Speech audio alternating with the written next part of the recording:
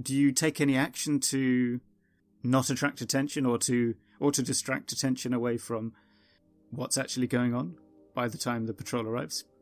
What do you think, Mr. von Aston? I think we should do something. If they just do their patrol as normal, they might come in here. It could be rather unpleasant. Maybe one of us should... I could go by the car and I could just take some photos, and I'm sure I'd be able to convince them I was just in the area. How about we get the nephew to be a little bit suspicious and maybe drive off, so they will have to pursue, perhaps drawing the patrol away while we finish things here. Then we can meet up with him further along the road, or actually even try and make the trek ourselves. I suppose actually that could be a good idea. It doesn't necessarily put him in any danger. We can just tell him to head off a little earlier. All right, I'll go do that. I'll find him and tell him he can drive a little... Well, I suppose I'll just tell him to drive a little out of town. I'm sure if they go to investigate, he'll be able to show them that he's not doing anything strange. I could even maybe go with him. Maybe I could just be taking some photos out there, actually. Yeah, you go with him. I'll stay here with Miss Pernilla, and hopefully you driving off with the car there, that might catch their interest more than what's happening in here. Wonderful. Yes, let's do that. And I'll quickly go outside and try and find the nephew once again and try and convince him to... Yes, I'd like to go back and take some photos of those pig trails. That's a really solid plan. I think that'll work fine, because of course all you need to do is...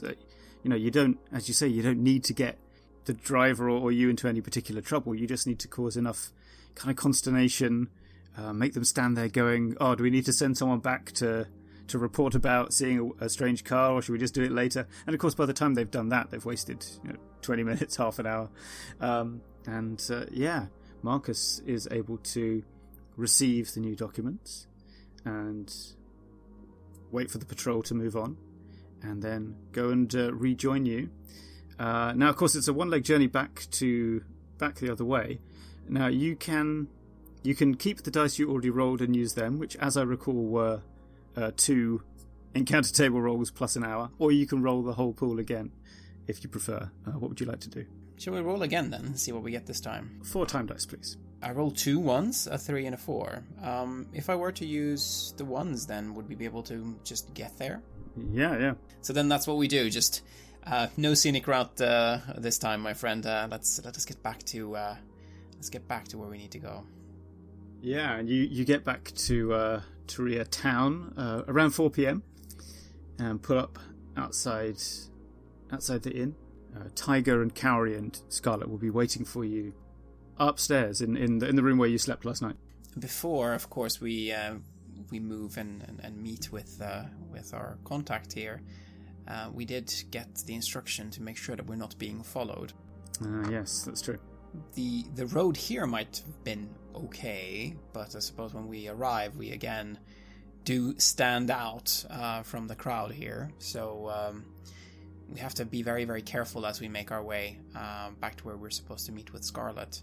So, Doug, perhaps you can help guide us here and find us a route that avoids the dangerous elements here. I will nod very seriously, having been relieved once again that everything had gone so smoothly, but perhaps admitting to myself that I am being a bit undercautious now. So yes, I will take in Markus's words and start looking around again. Luckily for me, it's quite easy to do that when you have a camera, because I can just pretend I'm taking photos, but I am actually using that opportunity to, again, just be observant and maybe find a way of walking around the hotel for a little bit before we go in.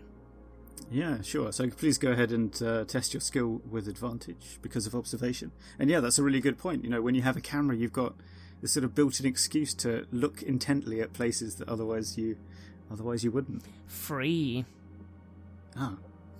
That's absolutely fine. Yes. Looks like everything's okay. Although you do notice that the back door is swinging open, not locked as it usually is. And when you go upstairs, you see something is very wrong. Upstairs in the bedroom, you find Tiger unconscious on the floor with a big bruise on his head. Scarlet and Cowrie are nowhere to be seen, and there is some kind of signs of struggle. The beds that you carefully made when you woke up this morning have been scuffed and kind of all thrown into a heap, and various things have been knocked over in the room as well. Although not in a sort of really serious way. It hasn't been like methodically trashed. It just looks like there was a fight, and Tiger didn't win it. I immediately begin moving up to Tiger to make sure that he's all right. And I just say to Doug, make sure that they're not still around. I move up to Tiger. Yes, I'll quickly look out the window and look around and just make sure that no one's waiting for us. But something clearly has happened, and it's very concerning. Yes. There's no sign of Scarlet or Cowrie when you look out, but you do see that there are quite a few people just on the road. Like there's the chap who runs the general store, and there's the local mechanic, and they're sort of sitting around as if they've been doing that most of the day. So in other words, if you were to ask them, have you seen two women running this way, they'd be able to answer you. As for Tiger, it's a matter of moments just to bring him round. He was perhaps already recovering anyway. And when he sort of opens his eyes and looks at you, Markus, he looks fierce for a second, like he's going to fight you, and then he recognises you. He says, it's you. What happened? I think my food was drugged. The last thing I remember is Cowrie standing over me as I fell down onto the floor. I'm going to kill her. She did this? What happened to Scarlet? I don't know. You think... I guess... kidnapped? Maybe? She's a traitor, Cowrie? Is that what you think? I think so. There's a price on Scarlet's head. There's a price on my head. I guess it's less. But, yeah. I reckon she must have drugged Scarlet as well, and then taken her. Maybe? I don't know, man. My head's still swimming. You have no idea where they might have been taken, do you? I don't know. I'm not really from this part of the valley. I don't know where they would go. I'm from, actually, we don't have time for that. I'm from a different village. It's... yeah. Don't worry about it. You lay down and try and get some rest, and I'll see if I can get Auntie Sky to come and help you out. Thanks. And then I move to Doug. What have you seen? Nothing. I can't see any sign of them. And everything outside is normal. I don't know where she would have gone. I mean, if it was Miss Carrie, then she's probably taken her somewhere, but I don't know where... Well, mind you, the back door. The back door's unlocked, so maybe they... As I'm saying that, I kind of very quickly try and make my way back to the back door we came in through, it occurring to me that maybe they left that way. It seems like they did, but if you scan the countryside around, there's no sign of them. It would be... I mean, if they'd just run down out into the woods, then it would be next to impossible to find them again. Well, but someone must have seen them, right? I mean, this would have happened when there was people about. So, let's go see if we can ask one of the locals if they saw what happened. Please give me a skill test, which will take some time. An 8 and a 7. First of all, you go and ask just the neighbours, did you see the two? And they say, yes, we saw them together. So sometime in the afternoon, and they came out and they walked down to the crossroads down there, and they just indicate the way. And then when you walk down to the crossroads, there is a small crowd that has gathered around a man who's standing on a little, just an upturned bucket as a makeshift podium. And he's giving a speech about how the yellow sashes are no good, and they're just trying to sell out the country's natural resources to make themselves rich. And we should do what we can to support the royal forces when they come and take the valley back. Of course, he's able to pick out you as the two of you both stand out quite a bit. And he says, "Friends, you know the truth about this, don't you? The yellow sashes, they're just a hunter. They say they're for tradition. They say they're going to bring order, but they're just bandits themselves. Right, my friend?" And how does the crowd seem to be reacting to all this? Are they seem like they are in support of what this man is saying, like genuinely? They seem broadly into it, yeah. Yeah. Yes, you are right. It is as you say. They are just a junta. Their cause is not just. No, it is the crown that is just. They are the ones that will lead this country into the future and to join the rest of the world's great nations, just like you and all these fine people here, just like you deserve for all the years of hard work that you've put in. Yes, together into the future, we must go. Yeah, and the crowd break out in a little bit of applause, and the orator makes some concluding remarks, then hops down off his bucket, and comes over and shakes your hand and says, "Thank you, solidarity," and he sort of does chit chat, sort of asking where you've come from and what you're doing and so on. There's something I would like to ask you. We are looking for some people who support the good cause. Scarlet, would you happen to know where she is? She would have passed by here, we think, and we think she might be in trouble. In trouble? Yes, I did see her. This afternoon I was down here. I had just gotten off the bus that goes here I came from Oxhead Point, and she was with a friend of hers, and they got on the bus to go back. So I guess they're in Oxhead Point right now. Oxhead Point. What is there in Oxhead Point? Is there anything important for the cause or for the enemy in there? Not really. It's a farming village. There's a nice river. That's about it. Well, thank you very much. We will make our way over there, and we'll take care of this. So keep speaking the good message and keep educating the people. Eventually, we will prevail. I will, brother. All hail the king. And he heads off, keeping his head held high with the satisfaction of an oration well done. Now, Tiger is, he's not the kind of person who likes sitting around being mothered by the owner of an inn. And I say that. Everyone loves that, but he won't do it while he feels like there's work to be done. So you see him coming out on the street and approaching you two as well, and he wants to know what's up and can he help and come, and he mentions that he has his gun with him if need be. What do you want to do with him? Do you want him to kind of accompany you, or would you rather that because he does seem like a bit of a live wire, he might not be the most discreet person to have with you? I think, Mr. Jones. Well, more hands is always good, but I don't know, he does seem a little bit erratic. Maybe it's best for us if actually he does something else rather than comes with us. Tiger, we need you to keep this place safe. We might need to come back here, and we might be in a hurry. So when we come, if you can make sure that we're safe then, and that we have a way to get out in case we need to, then that would be of much help to us. He nods thoughtfully and says, "Yeah, all right."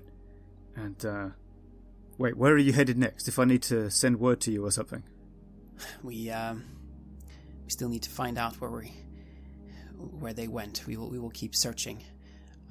Don't worry about it. You keep the town safe. We'll be right back, and we'll have Scarlet with us, and hopefully Cowrie as well, so that you can have some words with her. All right. Good luck, my friends.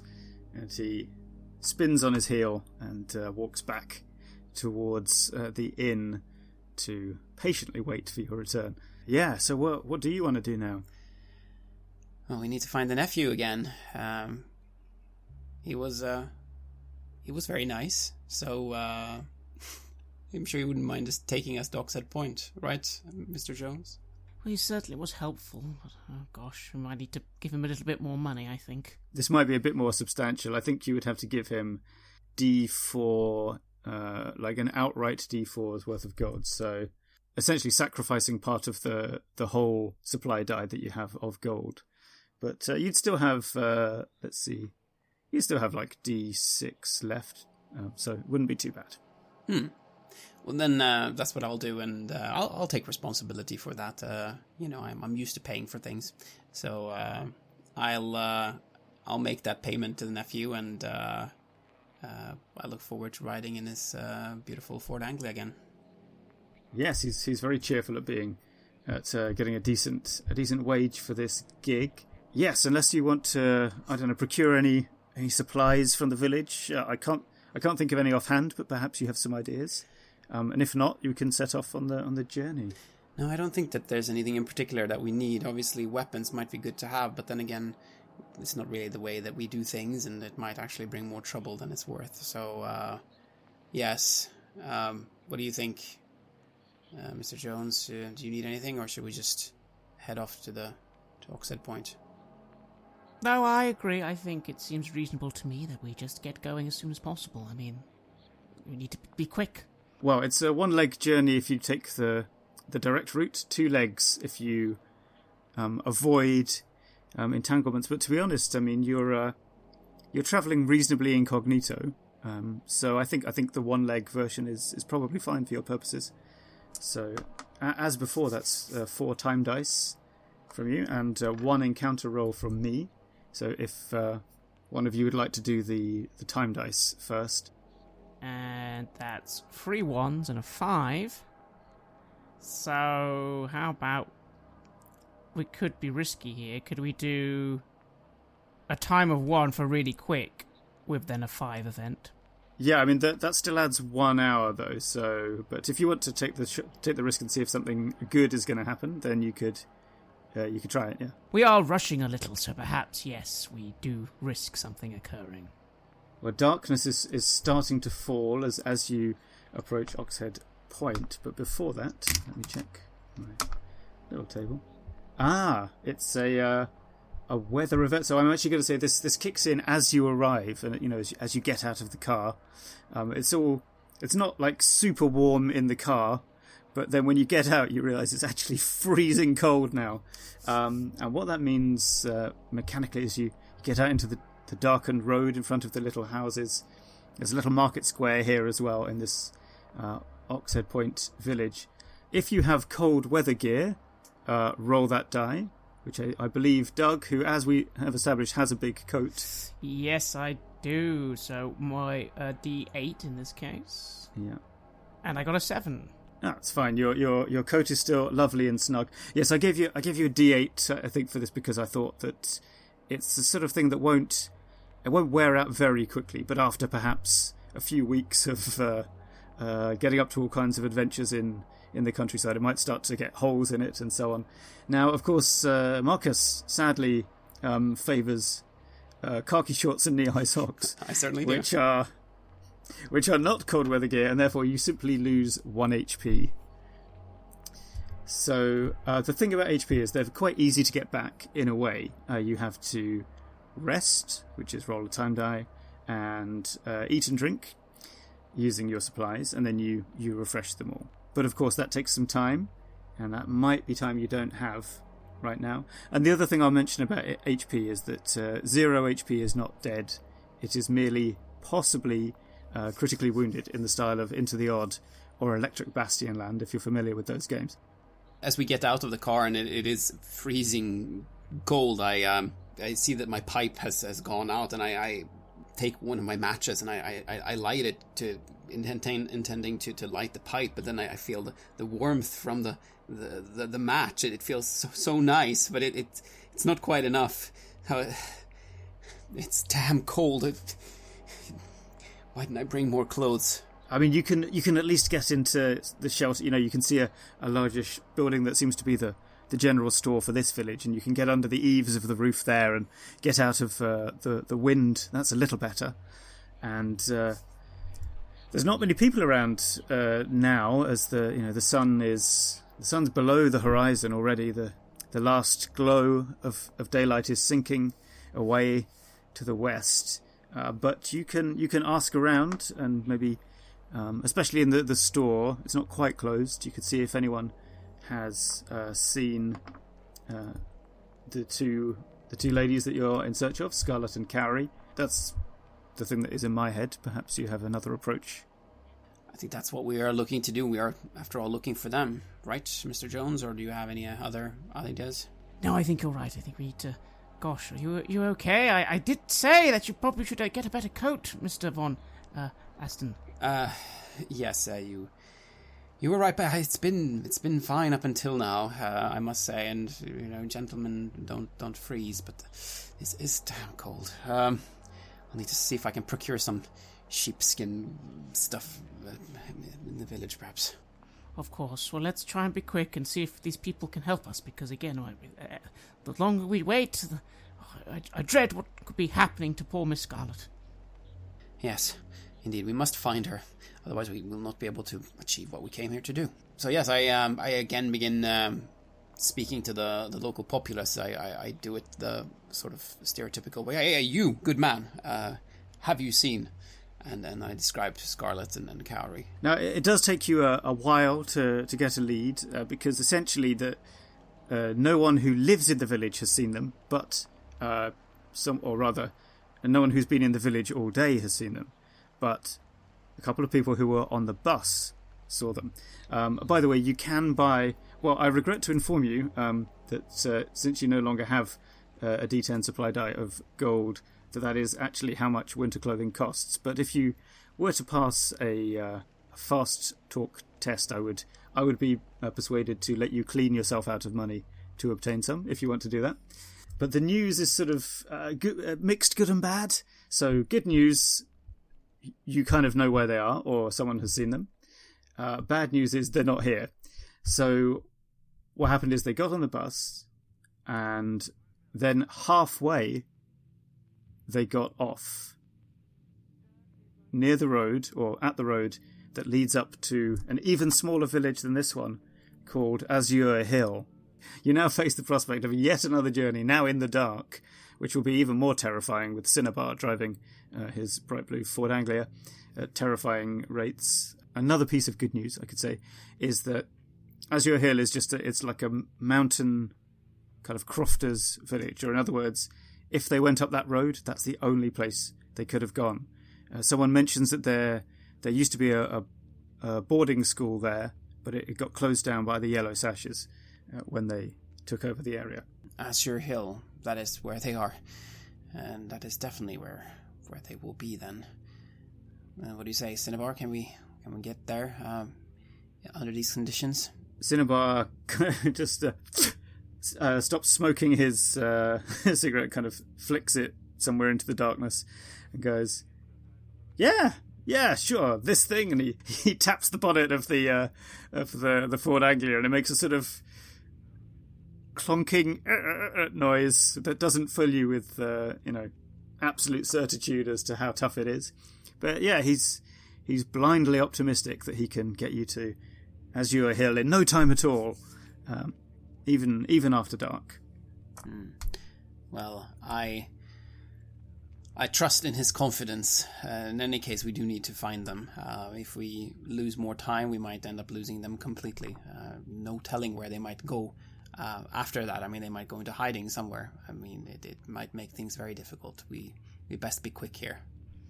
Yes, this time I think we do need to try and go as quickly as possible, and I'm worried that my dear friend Markus he needs some rest soon. We both will. So let's do one final venture into the night, because again, I think we can just catch them. Surely we can. Okay, let's go, says Cinnabar, and hops into the car, revs the engine, and you set off into the night. I mean, it's back the way you came. You would literally just here an hour ago coming this way, but after dark, of course, everything looks really different. You could see the night sky up above. It's a clear night, and maybe you've never seen this many stars. I mean, depends whereabouts you're from. If you grew up in a city, it's probably pretty rare that you've seen such a sprinkling of stardust across the heavens. But then when you look, you turn your gaze downwards and look at the mountains, there's nothing but blackness.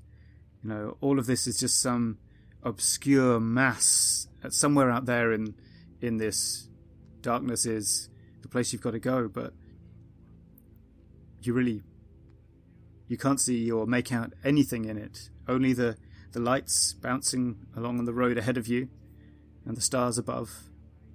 That's all you can see.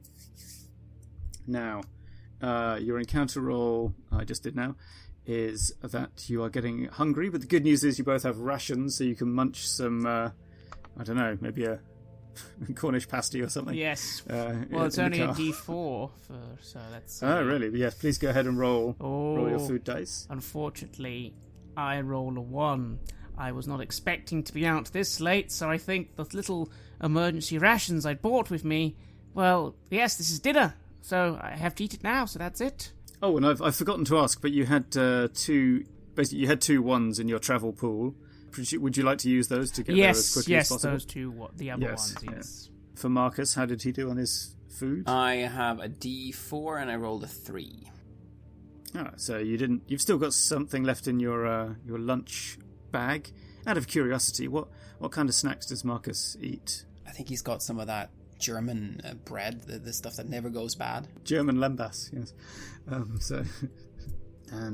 You go back along that road that you followed before, and then suddenly Cinnabar swings the wheel to the left, and you turn onto an even narrower, ungravelled track that goes through ghostly-looking trees in its headlights and bounces up the mountainside. And then after a while, he kind of slowly has the car glide to a halt and turns the lights off, and he says, "So, if this is as dangerous as I think it is, you probably don't want them to see the headlights, right?" Yes, that probably is a good idea. Okay. Do you want me to wait with the car, or shall I come with you? No, you wait by the car. We don't want you getting in any trouble. You've already done way beyond what was needed today, my friend. Thank you. Happy to help, boss. Okay, I'll be right here. All right, look, if you're not back in, Wait. How long should I wait before I go for help? I look to Markus. I wonder how long it will take to find them here. Well, if we're not back by morning, then we're probably not coming back. So then you'd better head back. Okay, I'll wait here till sunrise. Don't worry. And he gets back in the car because it's a bit chilly, and he just sits and watches you go. Now, to get to Azure Hill, the village itself, or the old settlement, you pretty much just have to walk up the mountain from here. And under the moonlight, this is not a particularly attractive vista that you see when you make the edge of the ridge. It's set on a bleak, rocky plateau, this place. There are clumps of twisted and unhealthy trees growing around the abandoned village, and there is an eerie silence. You can see a number of ordinary, 1 and 2 story cottages of the kind that are common in the kingdom, but also standing out rather in the centre, there is the old Blue Peak College, a school for boys that's now been abandoned. And that's a sort of kind of white or cream painted, very rectangular building, again 2 stories high, and it really stands out as something that was pretty clearly designed by someone who studied architecture in maybe the Netherlands or whatever, and then came and thought, this is how you design schools now, and built it here.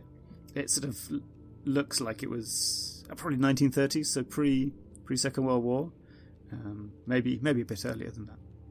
At this point, I must alarmingly inform you that I'm going to activate the initiative system. Of course, because we're not doing this in a visual medium, I'll try and explain how many cards are in this deck. So, this is how the initiative thing works. Each of you has a designated black card, which is yours. So, in the case of Markus, it is the 2 black aces. So whenever a black ace comes up, you can take 1 action, Markus. And then Doug Jones has the 2 black jacks. So when one of them comes up, you can take one action. And actions are things like moving or attacking or getting yourself into some cover. But crucially also in this game, which kind of moves the main part of action sequences out of, away from, swinging fists and firing guns and back sort of into an earlier stage of the conflict. It trying to see where someone is or trying to see if there's someone in a certain place, that is also an action. So it's the risky part of the conflict, or this is stealth and hiding and thinking about when to move and when not to move. So trying to spot somebody or changing your hidden or not status is one action. Now the enemy, they have red cards, and any enemy NPC can go on any red card, so they're more flexible in that way. But on average, they have fewer of them than you do. So you have twice as many cards in general, but only one of you can act when it's your particular card. And then finally, we have the Joker. Now the Joker means one of two things.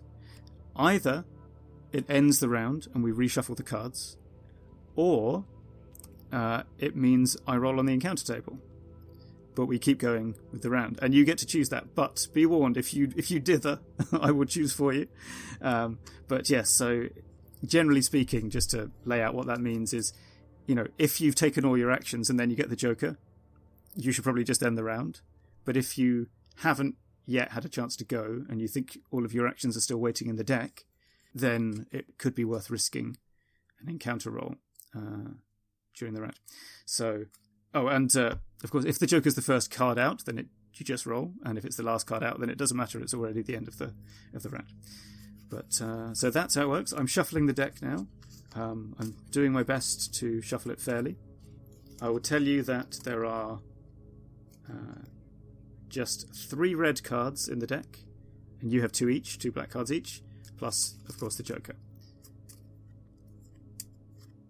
So, but of course, at the moment all you see is the village, and in terms of range, I will say that you are kind of at the edge of the village. You are 2 moves away, so to speak, from the centre. That's the old Blue Peak College, and there are, you can move one range band, so from where you are to short range, and then to medium, and then to long and to extreme. So extreme is the very far side of this village from where you are, if you want to move there.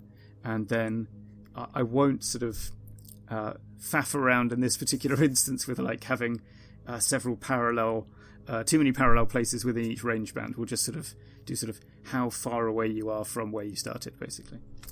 So at the moment as well, you are in some cover. It's also dark, which helps, but you are kind of at the edge of the trees, and although the village is quite overgrown, so you will always be in a situation where you won't immediately be spotted if someone looks in your direction, but you can still put yourself into more cover if you feel the need to give yourself more advantage.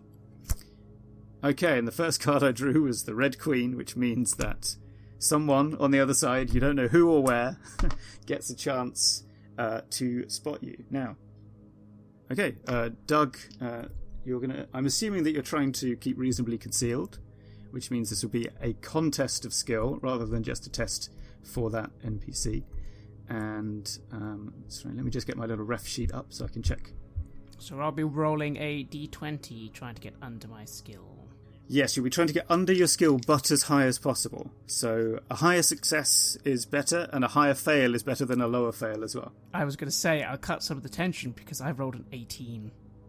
But perhaps not, because you are in darkness, which gives you advantage. Oh! So, and let me see. In that case, I roll a 7. Much better. Under 10. Yes, that's good. That's a success of 7.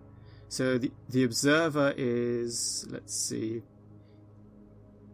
doesn't have any advantages, doesn't have any disadvantages either. So it's kind of a two-sided thing. So in other words, the darkness thing doesn't apply twice. You get a bonus because of it, but the observer doesn't lose out, if that makes sense. Anyhow, I'm going to stop talking now and roll a d20. and let's see what happens. Now, if I was being mean, I would just sort of look at the dice and go, But in the interest of transparency, I would say that Doug remains undetected at this time. I am as I'm skulking in the shadows, trying to stay probably close to Markus. I am very nervous right now. This is exciting, but also very out of my field of experience. But I am concerned with helping this poor young woman we've met, so it's worth the risk. Yes, indeed. Now, the next card out is the Black Jack, so that is Doug. What would you like to do? Having successfully remained hidden, I'll give Markus a bit of a look, and we need to get into the village as soon as possible, so I will move one distance. Yes, sort of perhaps into the shadow of a cottage or something. Yeah. Yes. Okay. Oh, the next card is also a Black Jack. What would you like to do now? Oh, I should mention at this point, though, if you want to hold your action, you can just put it back in the deck for later as well. Although that, as you can imagine, has its own risks. So, yes. What would you like to do? I think I'm going to push my luck. I'm going to close the distance and then think about what to do next when I'm actually there. So I'd like to do my second move, now being well into the village, hopefully. Okay, I know. Do you want to go to, at this point, you could go to the college, or do you want to go to one of the ordinary houses? I think I go to the college. I think that's what we think they'll be, right? So, yes. I mean, yeah. Yes, so to the college. It seems like a good place to, camp out or whatever. Yeah. Then, yes, I quickly, daringly do my best to skulk to the college. Very good. Okay, yeah, you get across. Seems like nothing untoward is happening. The next card is, and you guys' luck is quite good, I would say, the Black Ace, which means that Markus gets an action. What would you like to do, Markus? Well, seeing as how Doug is headed in advance of me here, making sure that it's safe, I will just follow his lead then. I mean, if we're moving one by one, that will reduce the chances of us being spotted, so makes all the sense in the world. We stick to the plan. I move as well, trying to get towards the college. That makes sense. All right, next card. Red 10. So I would say that Doug, being further in, is the one most in danger of being seen. So I will I was about to say regretfully, but I don't really regret it, so that would be a lie. I will target him again. So let me see. So Doug, you are in darkness, which is an advantage. However, you have moved this round, which is a disadvantage. So they cancel each other out. And by the way, there are several different factors that may give you advantage or disadvantage, but as soon as one applies, then that's it. So, in other words, characters are supposed to try and put themselves in a good position or find a way to get themselves out of a sticky position, but just sort of once, you kind of cast around for one advantage or one bit of leverage, but don't spend all your time pouring through modifiers to try and maximize your situation. So you'll be rolling 1d20 against your skill. That's a 4 under 10. The observer also is only getting 1d20. That's rather lucky. That is a 3, which means you just win the contest. So I feel inclined to even give out a bit of unearned information there. So you sort of hear some movement up on the roof of the college, as if someone's perhaps passing ahead just right above where you are at ground level. But you're able to press yourself, against the wall close enough that you can't be seen from above. And next up is the Joker. So there are 2 actions left in the deck. You may choose to end the round now and reshuffle, or press on with an encounter roll. What would you like to do? Let us reshuffle the deck, then. Will you get a string of actions together again this time? It's a bit of a risk. Might be all the red cards in a row there. Yeah, well, I've just drawn a red card now, and I'm sure by now it must be Markus's turn to be targeted for spotting. So, Markus, let's see. You don't have a stealth aptitude, do you? No, I do not. I'm a talker. But you haven't. Yeah, but you haven't moved this round yet because it's a new round. So, you can roll with advantage against your skill, and I will roll 1d20 against the observer's skill. Ooh, I have a success of 9. And I roll, my lowest roll is 12 under 15. The other was a 20. Ah. No, that's still good. Okay, you are also as yet undetected. And the Black Jack comes up, which is Doug. So it's a quite oblong building, but with a little bit sticking out on one side as a kind of L, and in the crevice of that L is an external staircase that leads to the upper floor, and that's I would say that you are at the moment.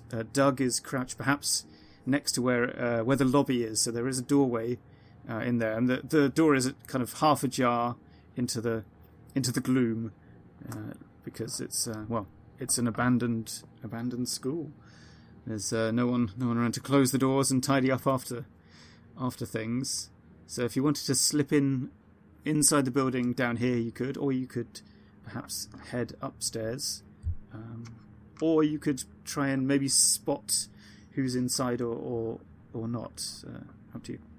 I think at this point I'm terribly nervous, and while I initially had some bravado just rushing forward, I think now's the time for caution, especially because Markus isn't even here yet. So I think we won't enter. My move will be, can I actually see what we're dealing with here? Yes, so you can go ahead and try to spot... are you trying to sort of see if anyone's on the... I would say choose the ground floor or upstairs, I would say.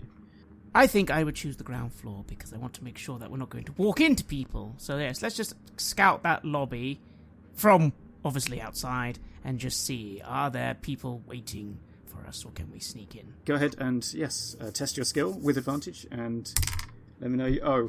Well, you have to beat a success of 1, so you might do okay. I rolled, because I had roll with advantage, I got a 3 and a 1. But I guess I actually want to use the 3. I would strongly suggest you use the 3, yes. So 3 it is. So, well, this is another bit of good news, bad news. I'll give you the bad news first. There is a bunch, there's like a whole squad of troops, Yellow Sash troops that have made their camp inside here, inside the kind of the large school hall. But the good news is, and perhaps it was wise to come up here so late after all, they're all just asleep.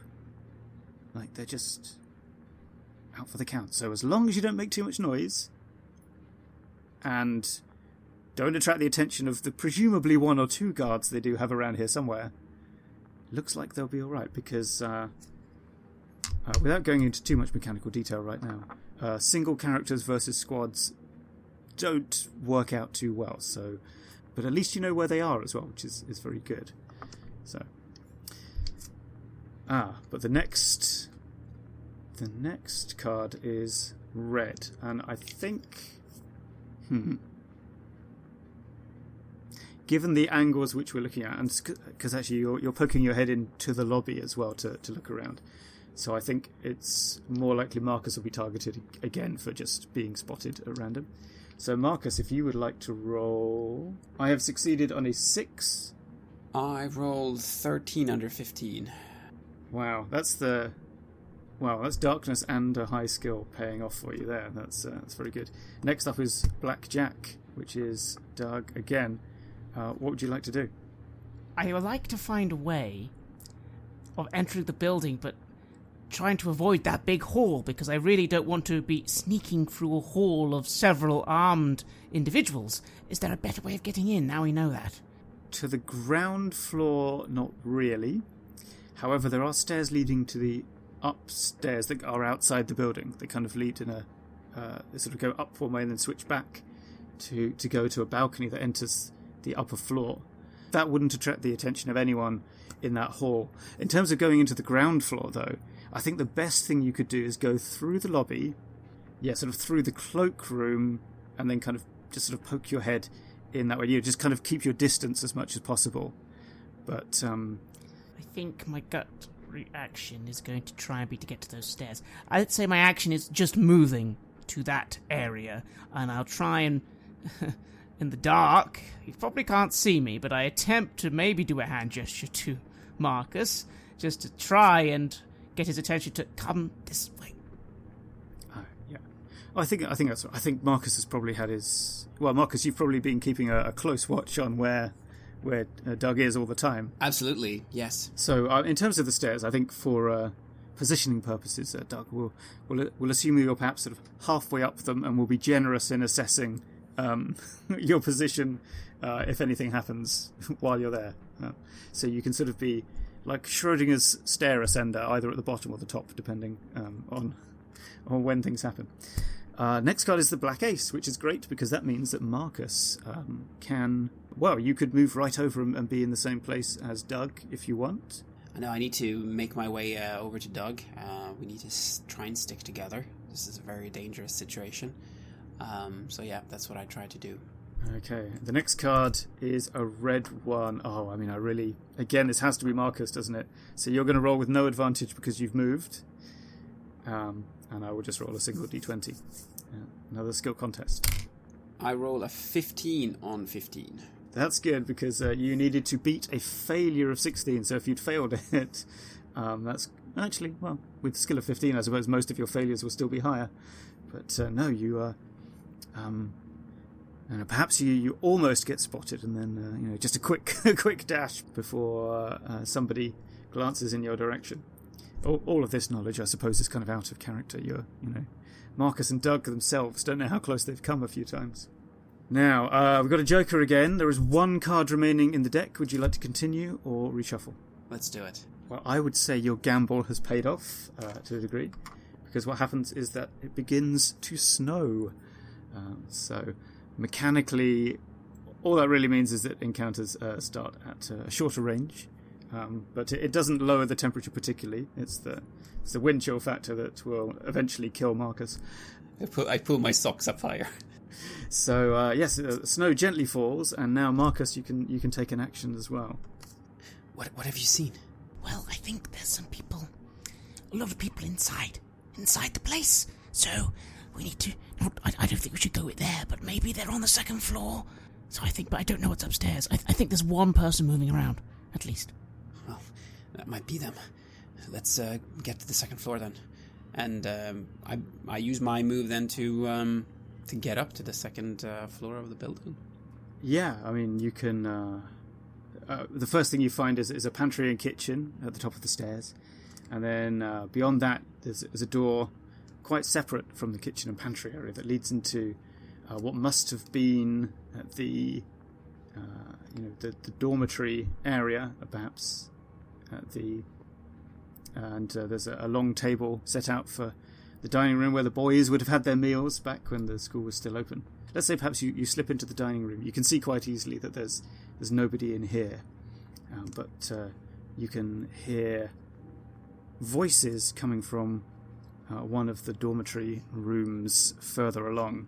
And now I'll reshuffle the initiative deck, and let's see what happens. Now the first card out is the Joker, so I will immediately simply roll on the encounter table. Let's see what we get. As you're standing there, in the... Let's say in the darkness, but actually it's... there's moonlight coming through the windows, and you have enough light to see, and you hear this kind of murmuring coming from the room beyond.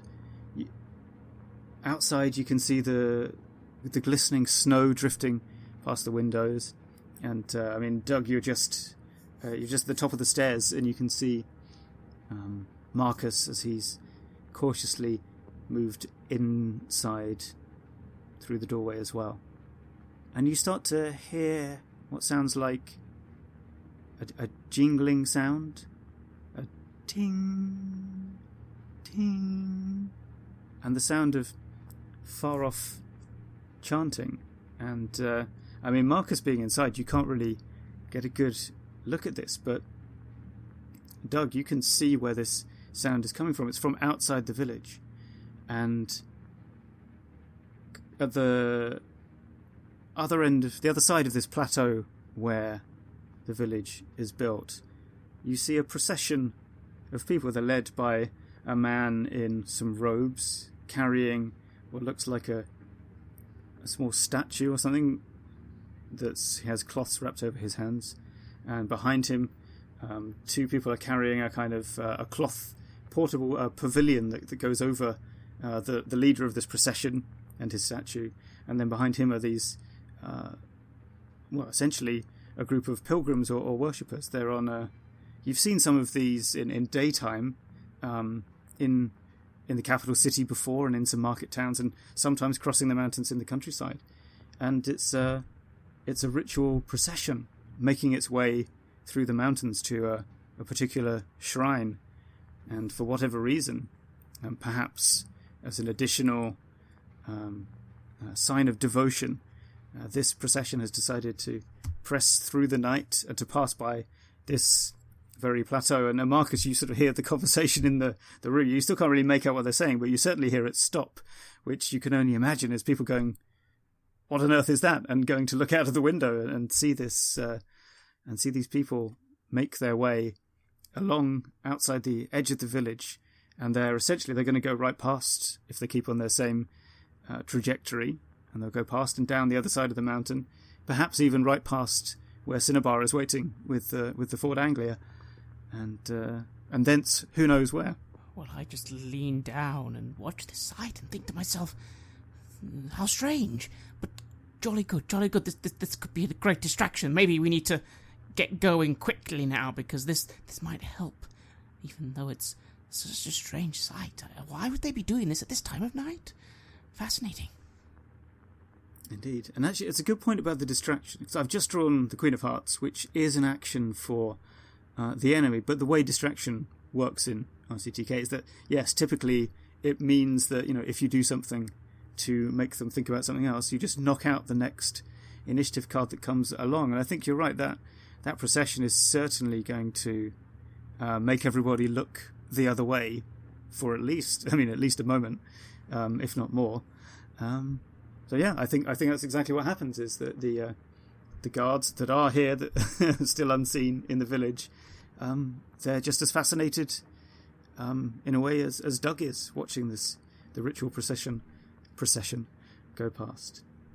And the next card is the Ace of Clubs, which is Markus. What would you like to do? Well, this is a chance then maybe to find these people, these voices upstairs.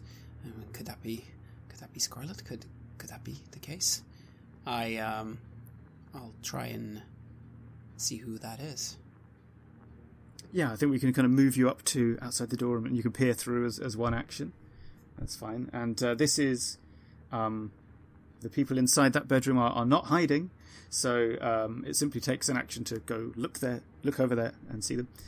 And yes, this you can tell. You go past 2 dormitories, each with lots of rows of beds, quite Spartan. But the room you're looking at was the headmaster's room, and is much nicer with a proper carpet and everything. And in here you see Cowrie and Scarlet and a man that you don't recognise. He is an older fellow, kind of slightly craggy look to him. He has white hair that's been shaved close, like a military cut, and he wears eyeglasses. And Scarlet is tied to a hard wooden chair, and this man is, well, you can see that he's clearly been, although he's now just turning back from the window, but he's clearly been interrogating her for some information. Cowrie is sitting on the bed, looking on. At the moment, I think we're in a bit of a moment of a pause, so I won't keep using the initiative deck right now. I think if you want to creep back to the dining room, perhaps, and confer with Doug, that would be something that we should do outside of action cards, if that's okay with you. Yes, I shall do just that. I found her. She's being held there. There's a man, and I don't know who that is, and Cowrie's there too. We might be able to get that jump on them now if we move while they're distracted. All right. Did it look like they had weapons? Did I see if there was a weapon involved? The man did have a pistol on his hip. Cowrie didn't seem to be armed, but you do know she has a gun from sort of mentioned in passing earlier, so she presumably has it around the place somewhere, but she didn't have it on her at the time when you peered through the keyhole or through the crack in the door. They're most likely both armed. We might need to distract them to get them to check out one of the other rooms here, or move away so that we can free Scarlet and then perhaps flee from here. Neither of us are in any kind of shape really to be able to take on armed people. It's not really what I do. No. Gosh, this is all rather serious. All right, no, let's do it. I'll make a distraction. Wait, I have an idea. My camera. I could take a photo with the flash from outside. If they see a flash in the night, well, they're already looking at the procession. But if they see a sudden flash underneath a window, well, surely he'd have to look. Yes, that is a brilliant idea. Thank you, Mr. Austin. Von Aston. Von Aston! Sorry, sir. Right, yes, that is what I will attempt to do then. My next action, I'm going to try and go back outside, down the stairs. Try and... Now I know where the bedroom they're in, I'm going to try and go round the building to underneath that window. And that's where I make the flash happen. Yes, and you know sort of where the safe places are, more or less. Yeah, and I guess you just need that flash to appear. It can even be at quite an angle. It just has to be through the window, right? So, do you know what? I feel like this is a test of your strength of character. So, but I think your aptitude for artistic vision also applies because it's, to do with lighting and so on. So, a test of your strength, but with advantage will do nicely here. And, I think it's a solid plan. So it's certainly going to get a reaction one way or another. But I think if you pass this, then it will be better in a way that I'm still thinking right now. So you go ahead and roll, and I'll work out what it means. I roll a 2 under 11. There's a flash. Markus will hear some sort of, grunts of surprise or whatever from that headmaster's study, bedroom rather, and the man gruffly says, Cowrie, go and check it out. And, Markus, you hear the springs of the bed go as Cowrie stands up, and you hear a click click as she checks her gun. And then I think you can you should probably hide. Yes, I will. And I think that's actually going to be a contest as well. I think this is your skill at hiding, although I'd also accept a strength argument. I think it might be holding your nerve as she goes past. And I will make her roll with disadvantage because she's not looking for anyone. She's just kind of quickly walking down the corridor to go outside and go downstairs. So let me see. You are looking to beat a failure of 13, so should be doable. A roll of 4 under 15. Actually, I think on that, with a skill of 15, you can't lose, can you? Because, all of your failures would be higher, and all of your successes are successes. So, yes, you can kind of even just crouching next to a dresser full of old crockery in the darkness, and you see Cowrie kind of stomp past, a little bit irritated, like she doesn't entirely like taking orders from this guy. She has a sleek Mauser pistol in her hand. She goes out and goes down the stairs, and leaving you by yourself. Now, Doug, I imagine you're also going to just get out of sight. Yes, I try and just find somewhere on the ground level, maybe even if there's any underbrush or just a side door, just to be. I don't want to be found. Yes, exactly. I mean, give me a quick skill check to do that. I think, or a skill contest perhaps. Do I get advantage because of darkness, or? Yes. Yeah, why not? 10 under 10. The best roll there. Oh. Yes, that's good. That wins that contest over an 8. So, good job. Yes, you're able to duck into a little doorway of what perhaps used to be a storage shed or something just outside the building, and you hear Cowrie's footsteps, and she's at first they're quite quick down the steps, and then she slows and she's more cautious. And you can't see her, but you can imagine that she's doing, slowly pointing the gun everywhere before she, goes around the corners, and she's casting her eyes about to see who was down here, but no idea. Now back to Markus upstairs. So, you know that there's just one man in that room, and Scarlet's there too, but of course she's tied up, so she probably can't help that much. What do you do? Well, it's now or never. Was the window, when I looked in, was that open? Was he, would it be possible to sneak up behind him and try to push him out the window, or will I have to resort to fisticuffs to try to subdue him? Yeah, I think, the window's not necessarily open, but they are, they're pretty fragile, these rotten wooden frames, so if you were just to kind of give him a good hard shove, I'd say there's a pretty good chance he'd go sailing right through that thing. That would be preferable, I think. I also don't want to hurt my hand.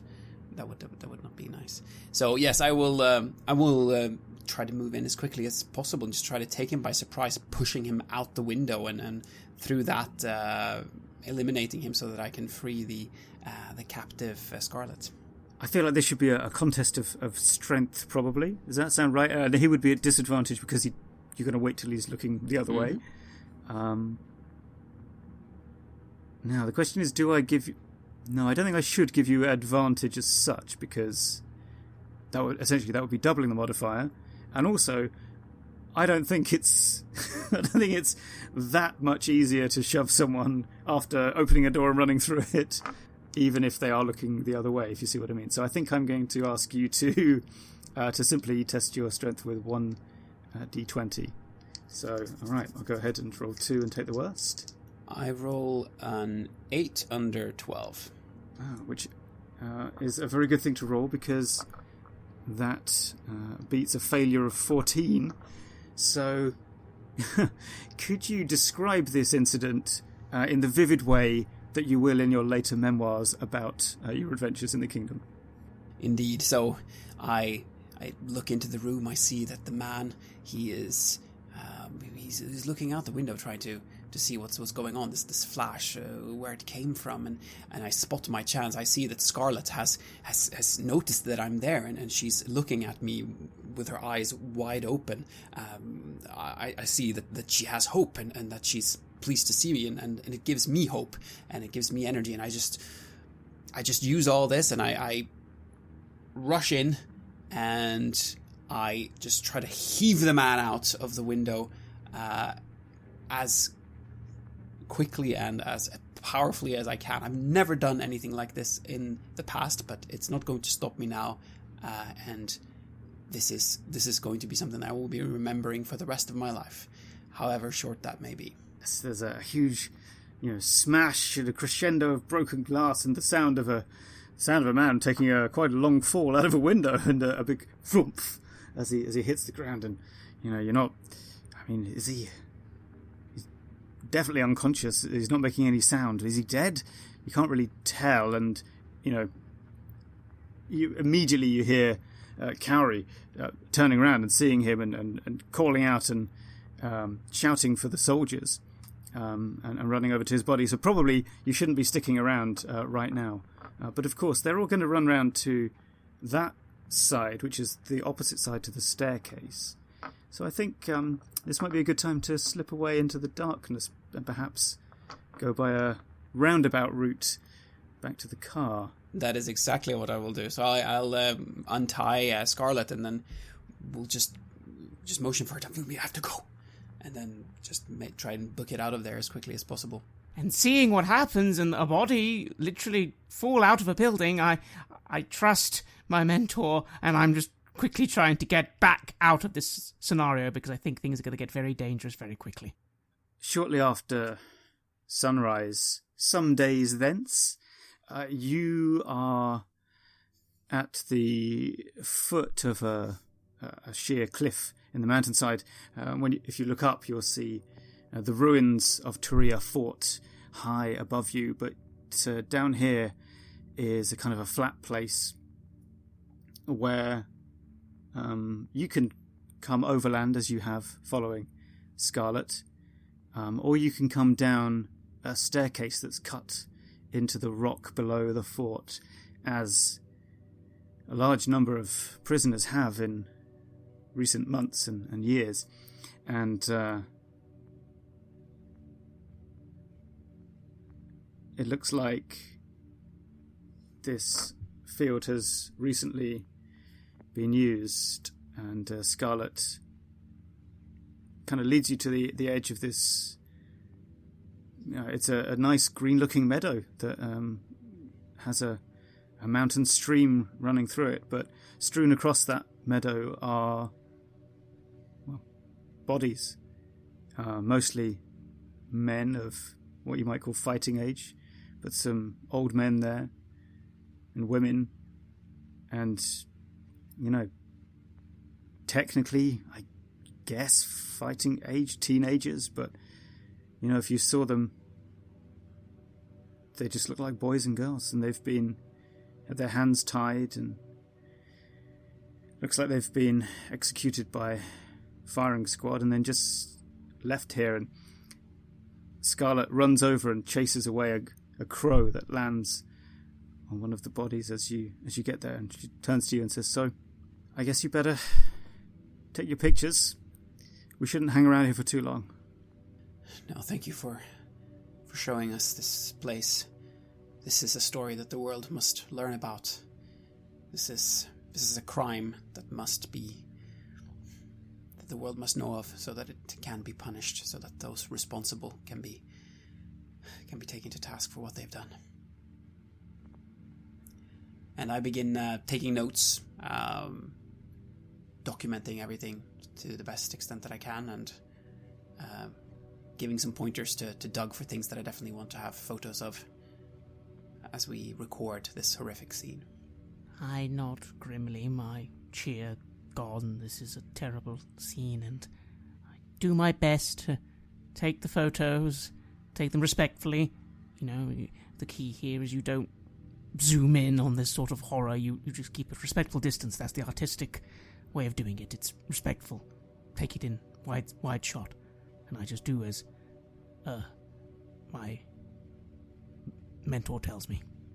And when you've finished your work, Scarlet leads you away to the back up to the mountainside, and back up to the small track that will lead you back to the safe house where you've been staying for a while. But she turns to look back towards the fort, where it stands like a black fist against the skyline, and she says, "There's a sickness in this valley.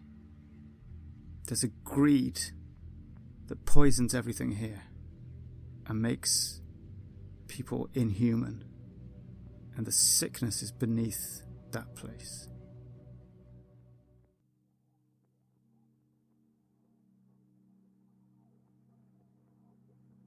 You have listened to an episode of Red Moon Roleplaying, where we played Revolution Comes to the Kingdom, which was designed by Tom McGrenery and is published by Porcupine Publishing. Tom was our game master, and you can listen to more of him on the excellent Fear of a Black Dragon podcast. The music was made by Mount Shrine, who COVID tragically took from us a bit more than a year ago. Rest in peace, Cesar. The music was used with permission from Cryochamber. Check out their website at cryochamber.bandcamp.com or their YouTube channel to get music for your gaming table. We would like to give massive thanks to our champions of the Red Moon: Martin Heuschober, Nastasia Raulerson, Simon Cooper, David, Julia, Camilla, Ludwig Manford, Bob Lange, Julián, Cameron, Xabier, and Antxon for their generous support. And we would of course also like to thank all of our other patrons. Without your support, the show would not be possible. If you want to support our work, please check us out on Patreon. You can get access to bonus campaigns for Cult Divinity Lost and Coriolis there, as well as get early and raw access to all of our recordings. You can also hear your name read on the show as a champion of the Red Moon, as well as play Cult with us. Most importantly, that support is what keeps the show going, so do check us out there. Thank you again for listening. And remember to support the Crown as we secure a future for our nation.